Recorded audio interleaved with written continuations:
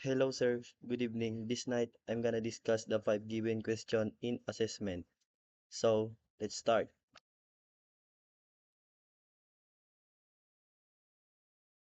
Number 1.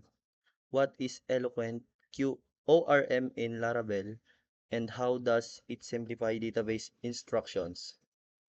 Eloquent ORM is a Laravel built-in object relational mapper that allows developers to interact with database using expressive, object-oriented syntax. It maps database tables to models, making queries simple and readable. Instead of writing complex SQL, developers can use model method relationships and chainable function to manage data efficiency. Number 2. How does Laravel handle HTTP requests and define routes?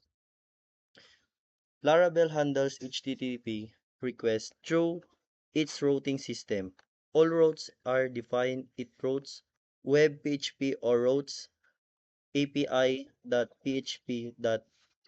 When a request is made, Laravel matches is to the defined route and execute the associated controller or closure. Middleware can be used for filtering requests and applying authentication or security rules. Number 3. Explain the rule of blade templating engine in Laravel.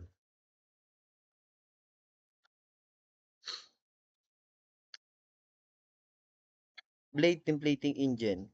Blade is Laravel powerful templating engine that allows developers to write dynamic HTML using simple, clean syntax.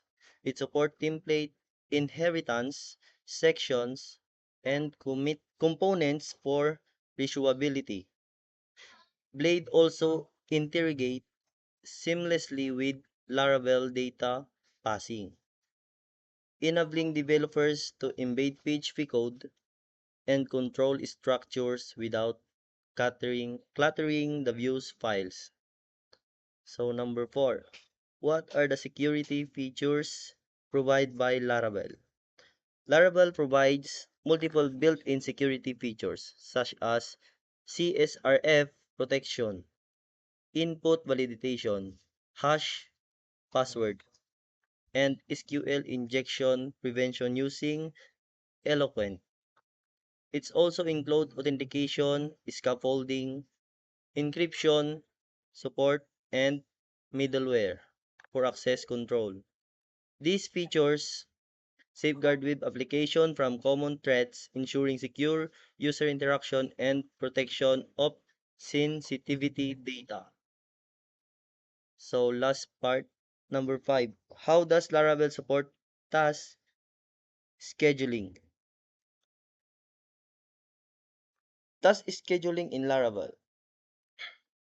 Laravel supports task scheduling via the schedule method in the app's console kernel.ph file. It allows developers to automate repetitive tasks such as sending emails, database cleanup, or generating reports.